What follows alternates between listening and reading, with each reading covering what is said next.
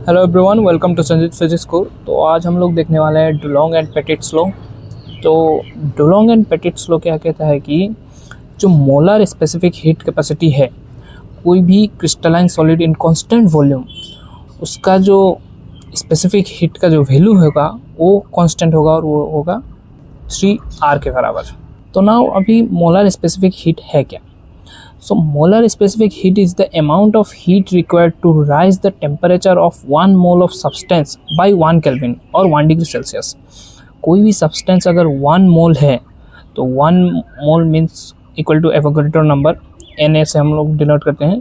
तो 1 mole of substance को 1 degree Celsius या फिर 1 केल्विन टेम्परेचर राइज करने में जो अमाउंट ऑफ हीट रिक्वायर्ड होगा उसे हम लोग बोलते हैं मोलर स्पेसिफिक हीट।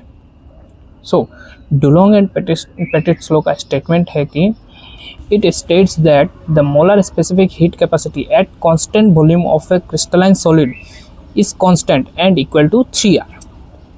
जो molar specific heat capacity of crystalline solid है at constant volume is equal to 3R। तो यहाँ पर जो R है वो है यूनिवर्सल गैस कांस्टेंट। तो ये 3R कैसे वो समझते हैं। तो कोई भी जो सॉलिड होता है वो उसमें जो एटम्स होते हैं वो हमेशा वाइब्रेट करते हैं because of thermal energy means temperature. तो रूम टेम्परेचर नॉर्मली कोई भी चीज़ रूम टेम्परेचर में होता है उससे नीचे होता है तो कभी भी वो एब्सोल्यूट जीरो नहीं होगा, तब तक वो वाइब्रेट करता ही रहेगा। कोई भी सॉलिड एटम्स तो हमेशा वाइब्रेट करता है। तो कोई भी सॉलिड एटम जब वाइब्रेट करेगा तो वो हमेशा 3 डायरेक्शन में वाइब्रेट करेगा क्योंकि हमेशा सब सॉलिड्स 3 डायमेंशन में होते हैं। तो let's suppose x y and z, x y z. तो जब वो एक्स डायरेक्शन में वाइब्रेट करेगा, कोई भी एक एटम समझ लीजिए वो एक्स डायरेक्शन में वाइब्रेट कर रहा है यहाँ पर। जब वो एक्स डायरेक्शन में वाइब्रेट करेगा तो वो जो एनर्जी प्रोड्यूस करेगा तो वो होगा KT। ये डुलोंग पेटिट लॉ बोलता है कि कोई भी एक एटम कोई भी एक डायरेक्शन में वाइब्रेट करेगा तो वो एनर्जी जो प्रोड्यूस करेगा वो होगा KT। KT मीन्स K होगा Boltzmann constant and T is temperature. तो 1 एटम 1 डायरेक्शन में KT प्रोड्यूस कर रहा है तो 1 एटम 3 डायमेंशन में प्रोड्यूस करेगा 3 KT। KT एक्स डायरेक्शन में, KT वाई डायरेक्शन में and another KT is Z direction में। तो 3 डायरेक्शन में 3 KT प्रोड्यूस करेगा। तो ऐसे ही अगर ये एक एटम का था, अब 1 mole of atom means number of atom हो जाएगा एवोगैड्रो नंबर के इक्वल जो कि है Na। तो यहाँ पर 1 मोल ऑफ एटम जो एनर्जी प्रोड्यूस करेगा वो Na इंटू 3 KT होगा। एंड यहाँ पर Na K का वैल्यू हो जाएगा Na के इक्वल टू हम लोगों ने दिया है R जो कि है यूनिवर्सल गैस कांस्टेंट। तो अल्टीमेटली ये हो गया 3RT। सो यही है for 1 mole of atoms E equal to means energy equal to हो गया 3RT। और जो स्पेसिफिक हीट है उसका जो फॉर्मूला है वो derivative of energy with respect to T temperature. तो इसको जब हम लोग डेरिवेटिव करेंगे तो हम लोग को वैल्यू मिल गया 3R जो कि ये है CV इक्वल टू 3R। तो अल्टीमेटली यही बोलना चाहता है डुलोंग पेटिट्स लॉ, जो CV का वैल्यू वो 3R है। तो हम लोगों को यहाँ पर जो डिराइव करना है वो होगा ये KT हम लोग को डिराइव करके तो हम लोग बाद में 3R इजीली निकाल सकते हैं। तो डुलोंग पेटिट लॉ के डिराइवेशन में हम लोग इस 3 KT को बाहर करेंगे। 3 KT पर एटम, जो एटम्स का वाइब्रेशन होगा कोई भी 1 डायरेक्शन में वो 3 KT होगा। तो नेक्स्ट आइए देखते हैं derivation of Dulong Petit law. So starting में जो थ्योरी हम लिख के आएंगे वो होगा the atoms vibrate with same frequency but their energies are different as they vibrate with different amplitudes. जब एटम्स का वाइब्रेशन होगा तो उनका जो फ्रीक्वेंसी होगा वो सेम होगा बट उनका जो एम्पलीट्यूड होगा मीन्स जो एम्पलीट्यूड होता है ये वाला जो होता है वो अलग अलग एटम के लिए अलग अलग होगा। So the energy of 3D harmonic oscillator is given by. तो कोई भी हार्मोनिक ऑसिलेटर का जो एनर्जी होता है वो होता है, कोई भी चीज़ का जो एनर्जी होता है वो होता है kinetic energy plus potential energy. तो यहाँ पर हम लोग एनर्जी को U से डिनोट करते हैं। तो U equal to kinetic energy plus potential energy. तो जो काइनेटिक एनर्जी का वैल्यू है वो हम लोग को पता है 12 mv²। तो 12 mv² को हम लोग ऊपर भी m से मल्टीप्लाई कर देते हैं और नीचे भी ऊपर नीचे mm ऐड कर देते हैं। तो ऊपर हो गया m² v², नीचे 2m। तो m भी को हम लोग होल स्क्वायर लिख सकते हैं। तो एम भी का जो वैल्यू है वो होगा लीनियर मोमेंटम p, तो इसको हम लोग लिख सकते हैं p square divided by 2m। तो हम लोगों ने यहीं पर वो काइनेटिक एनर्जी का वैल्यू लिखा है p square divided by 2m। And potential energy of any harmonic oscillator is given by half के एक्स स्क्वायर। के यहाँ पर हो गया है फोर्स कांस्टेंट एंड एक्स जो होता है वो डिस्प्लेसमेंट होता है, तो हाफ के एक्स स्क्वायर। तो यहाँ पर जो ओमेगा नॉट का वैल्यू होता है वो होता है रूट ओवर के बाई एम। ओमेगा होता है एंगुलर फ्रिक्वेंसी, तो ओमेगा का नॉट का वैल्यू हो गया है रूट ओवर के बाई एम। तो रूट इधर आ गया तो स्क्वायर हो गया, तो ओमेगा स्क्वायर का वैल्यू हो गया के बाई एम। तो यहाँ से के का वैल्यू आ गया एम ओमेगा स्क्वायर। तो यही जो पोटेंशियल एनर्जी का जो वैल्यू है तो वही हम लोगों ने लिखा है कि यहाँ पर जो के का वैल्यू हम लोगों को मिला था एम ओमेगा नॉट स्क्वायर, तो हम लोगों ने के की जगह एम ओमेगा नॉट स्क्वायर बिठा दिया है, तो हो गया half m omega not square into x square. इसे हम लोगों ने दिया है equation 1। Now according to Boltzmann distribution law the average energy of each harmonic oscillation is given by, हम लोगों ने स्टैटिस्टिकल मैकेनिक्स में पढ़ा है मैक्सवेल डिस्ट्रीब्यूशन लॉ, वही है। तो according to Maxwell distribution law जो जो एवरेज एनर्जी होता है एक हार्मोनिक ऑसिलेटर के लिए वो इस एक्सप्रेशन से डिनोट किया जाता है, जो कि होता है यू बार मतलब फॉर वन ऑसिलेटर, एक ऑसिलेटर के लिए बार देते हैं और टोटल ऑसिलेशन के लिए हम लोग ओनली यू देते हैं। तो u bar equal to integration of u x bracket में minus u divided by k t d u. तो ये जो एक्स है ये इसका मतलब है एक्सपोनेंशियल जो ब्रैकेट में है इसका मतलब ई टू द पावर में ये है, इसका मतलब e to the power minus u by k t. इसको हम लोग पावर में ना लिख के ऐसे भी लिख सकते हैं। तो ये समझाने के लिए ई एक्स पी ब्रैकेट में कुछ होगा तो उसका मतलब होगा ई टू द पावर में, जो ब्रैकेट में होगा उसका मतलब पावर में है एक्चुअली, उसे हम लोग सिंप्लीफिकेशन के लिए ऐसे लिखते हैं। तो ये मैक्सवेल डिस्ट्रीब्यूशन लॉ है, तो इसे हम लोग ने इक्वेशन 2 दिया है। तो अभी जहाँ यू है यहाँ पर इधर जो यू का वैल्यू वो हम लोग इक्वेशन 1 से यू का वैल्यू यहाँ पर पुट करेंगे। तो simply using 1 in 2 we get, तो इक्वेशन 2 सेम ही रहेगा। तो यहाँ पर हम लोग जस्ट यू का वैल्यू यहाँ पर पुट करेंगे। यहाँ पर यू का वैल्यू हम लोगों ने पुट किया है ये इक्वेशन 1, फिर से यहाँ पर पुट किया है हम लोगों ने इक्वेशन 1 एंड सिमिलरली इधर इक्वेशन 1 हम लोगों ने पुट किया है। तो यहाँ पर डबल इंटीग्रेशन की है पी एंड एक्स, सिंस ये इक्वेशन में जो इंटीग्रेशन था और यहाँ पर यू का वैल्यू में जो यहाँ पर मोमेंटम भी आ गया एंड डिस्प्लेसमेंट भी आ गया, तो हम लोगों ने डबल इंटीग्रेशन ले लिया है मोमेंटम का भी एंड डिस्प्लेसमेंट का भी, क्योंकि दोनों का इंटीग्रेशन करना होगा यहाँ पर। तो इसलिए हम लोगों ने दो इंटीग्रेशन लिया है, एक मोमेंटम का एंड एक डिस्प्लेसमेंट का। तो यही है, जस्ट हमने इक्वेशन 1 को इक्वेशन 2 में पुट कर दिया यू की जगह में। तो नेक्स्ट लाइन में है ये वैल्यू सेम टू सेम है एंड यहाँ पर दो पार्ट है p square by 2m plus half m omega square x square. तो इसके नीचे डिवाइडेड बाई के टी, तो हम लोगों ने के टी इसके नीचे भी लिख दिया एंड इसके नीचे भी लिख दिया। तो इसके नीचे जब P square divided by 2m के नीचे हम लोग के टी करेंगे तो वो हो जाएगा P square divided by 2m के टी, एंड सिमिलरली इसके नीचे भी के टी होगा तो वो हो जाएगा 1/2 k t m omega not square x square, और यहाँ पर डी पी डी एक्स होगा। सिमिलरली इसके नीचे भी हम लोगों ने डिफरेंट मल्टीप्लाई कर दिया, जस्ट सेपरेट कर दिया और कुछ नहीं, एकदम बेसिक चीज़ है। एंड अभी हम लोग क्या करेंगे, ये वाला एंड ये वाला टर्म, ये जो टर्म है एंड ये टर्म है, जो ये यू था एंड ये था, ये वाला टर्म ये दोनों मल्टीप्लिकेशन में था। सिमिलरली ये भी मल्टीप्लिकेशन में, तो हम लोग अभी इन दोनों को मल्टीप्लाई कर देंगे।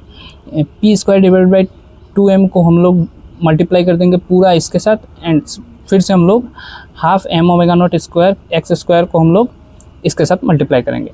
तो यही है p square divided by 2m, उसके साथ हमने पूरे इस टर्म को मल्टीप्लाई कर दिया है, एंड फिर से half m omega not square x square को हम लोगों ने इसके साथ मल्टीप्लाई कर दिया, एंड इसको हमने सेपरेट करके दोनों टर्म के नीचे लिख दिया। एक भी लिख सकते हैं बट दोनों के नीचे लिखा फर्दर सिंप्लीफिकेशन के लिए। नाउ नेक्स्ट लाइन में हम लोग क्या करेंगे, जो ये एक्सपोनेंशियल पावर में ये दोनों हैं उसको हम लोग सेपरेट कर देंगे। ई एक्स पी ये लिखेंगे, फिर से इनटू में ई एक्स पी ये वाला, एंड सिमिलरली इधर भी होगा इसको भी हम लोग सेपरेट कर देंगे, ये एक्स पी ये वाला एंड इनटू में ये वाला, एंड नीचे भी सेम हम लोग सेपरेट जस्ट सेपरेट करेंगे, कुछ नहीं, सिंप्लीफिकेशन के लिए। सो नाउ इसको first line P square divide by 2m similar लेगा, इसको हम लोगों ने जस्ट सेपरेट करके लिखा है, कुछ मुश्किल नहीं है, जस्ट हम लोगों ने इसको सेपरेट कर दिया है। एंड सिमिलरली इस साइड भी हम लोगों ने सेपरेट कर दिया, ये छोटा वाला थोड़ा प्रॉब्लम होगा लिखने में, लेकिन बस ये सिंप्लीफिकेशन हो गया है और कुछ नहीं। एंड सिमिलरली नीचे वाला भी, तो ये सिंप्लीफिकेशन होने के बाद ये ऊपर नीचे सेम था तो हम लोगों ने कैंसिल आउट कर दिया, एंड सिमिलरली ये वाला भी सेम था तो हमने कैंसिल आउट कर दिया। एंड नाउ उसके बाद हम लोगों ने इसको सिंप्लीफाई कर दिया। सिंस अभी कैंसिल आउट होकर एक्स वाला टर्म अभी इस इक्वेशन में नहीं है, तो हम लोग सिर्फ मोमेंटम का इंटीग्रल लेंगे। तो यहाँ पे जो मोमेंटम का इंटीग्रल था फिर डिस्प्लेसमेंट का था, तो डिस्प्लेसमेंट अभी नहीं है तो हम लोग सिर्फ मोमेंटम का लेंगे, और मोमेंटम का इंटीग्रल जो लिमिट होगा वो माइनस इन्फिनिटी से प्लस इन्फिनिटी होगा, क्योंकि यहाँ पर मोमेंटम कुछ भी हो सकता है, हम लोगों को अभी पता नहीं है, तो हम लोग माइनस इन्फिनिटी से प्लस इन्फिनिटी लेंगे।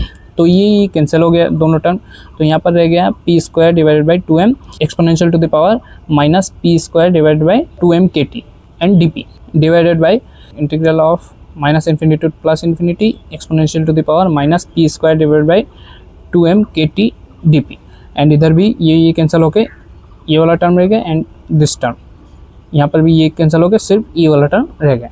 तो नाउ यहाँ पर सिंप्लीफिकेशन के लिए हम लोग P square divided by 2m kt को अल्फ़ा स्क्वायर लेट कर लेंगे, जो कि ये वाला टर्म है, इसको हम लोग अल्फ़ा स्क्वायर लेट कर लेंगे। तो यहाँ से जो P square divide by 2m का वैल्यू आ गया वो आ गया अल्फ़ा स्क्वायर kt, यहाँ से kt इधर चला गया तो हो गया अल्फ़ा स्क्वायर kt, जो कि ये वाला टर्म है, ये वाला टर्म। तो इसको हम लोगों ने रोमान का 1 और 2 पकड़ लिया, इसको हम लोगों ने दिया था इक्वेशन 3, न्यूमेरिकल का इक्वेशन 3, एंड इधर रोमान का 1 और 2 कंसिडर किया। एंड सिमिलरली इस इक्वेशन के लिए पहले हमने इस इक्वेशन के लिए कंसिडर किया, इस इक्वेशन इसके लिए हम लोग m omega not square x square divide by 2 kt equal to हम लोग लेंगे बीटा स्क्वायर, तो इसको हम लोग रोमान का 3 कंसिडर कर लेंगे। और यहाँ से m omega not square x square divide by 2 equal to हो जाएगा बीटा स्क्वायर kt, यहाँ से सिर्फ kt इधर चला गया तो हो गया बीटा स्क्वायर kt, ये वाला वैल्यू है half m omega not square x square, तो ये जो वैल्यू है ये वाला वैल्यू है, एंड ये जो था ये वाला वैल्यू है। तो अभी हमने इन सबको जो लेट किया है इक्वेशन 1 2 3 4 उसको हम लोग यहाँ पर पुट करेंगे, तो ये using 1 2 3 and 4 in equation 3 we get, यहाँ पर जो वैल्यू था P square divide by 2m का जो वैल्यू था वो था इक्वेशन 2 में, जो कि था अल्फ़ा स्क्वायर kt।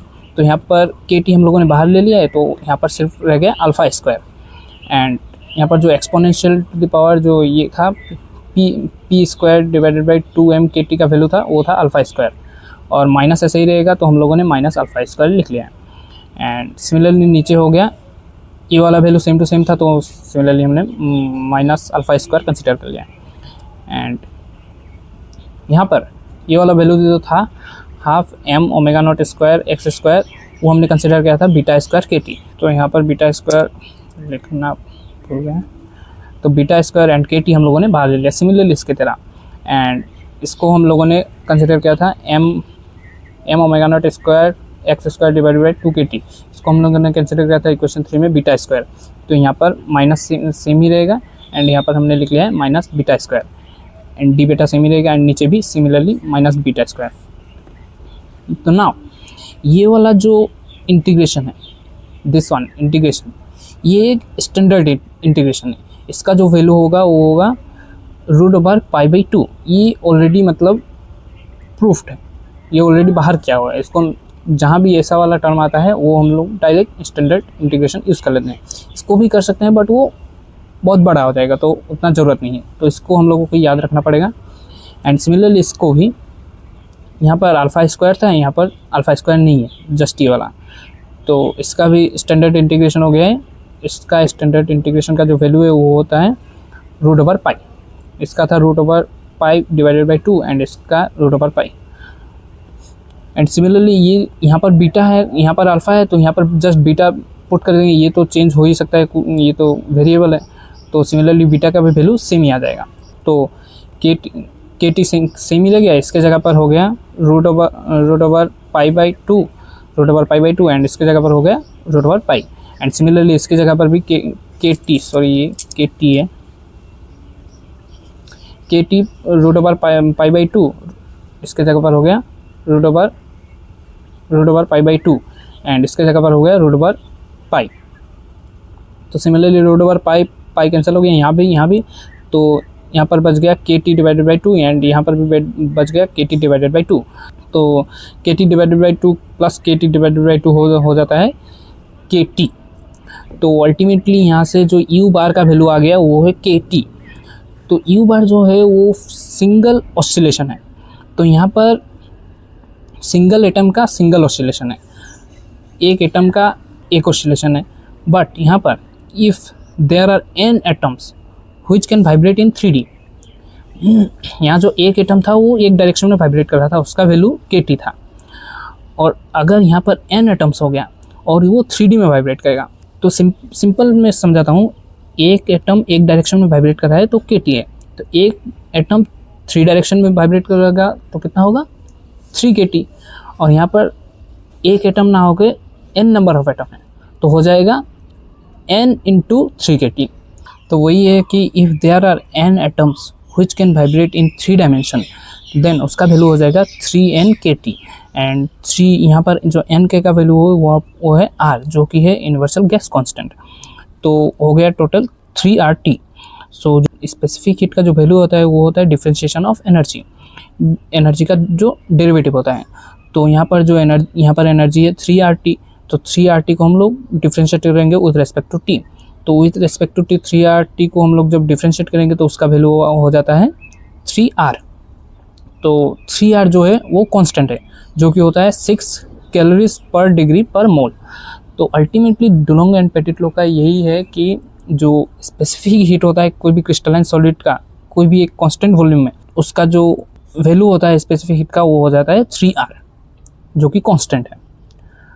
तो इसका कुछ लिमिटेशंस भी है जो डुलोंग एंड पेटिट लॉ बताता है कि ये नॉर्मली रूम टेम्परेचर में है, नॉर्मल टेम्परेचर के, बट जब टेम्परेचर बहुत ज़्यादा गिर जाता है तब उसका क्या होता है वो नहीं बताता, क्योंकि नॉर्मल टेम्परेचर में तो सॉलिड वाइब्रेट करता है, बट जब टेम्परेचर बहुत नीचे चला जाता है, यहाँ पर टेम्परेचर केल्विन का बात हो रहा है, टेम्परेचर इन केल्विन, तो जब -100 केल्विन चला जाता है, माइनस बहुत नीचे चला जाता है, मीन्स स्मॉल टेम्परेचर में इसका बिहेवियर क्या होता है वो डुलोंग एंड पेटिट लॉ नहीं बता पाता, क्योंकि स्मॉल टेम्परेचर में उतना एनर्जी नहीं मिल पाता है, उतना थर्मल एनर्जी नहीं मिल पाता कि कोई भी चीज़ वाइब्रेट करे, क्योंकि वाइब्रेशन के लिए यहाँ पर एनर्जी चाहिए, थर्मल हीट चाहिए, तभी वो मूवमेंट करेगा।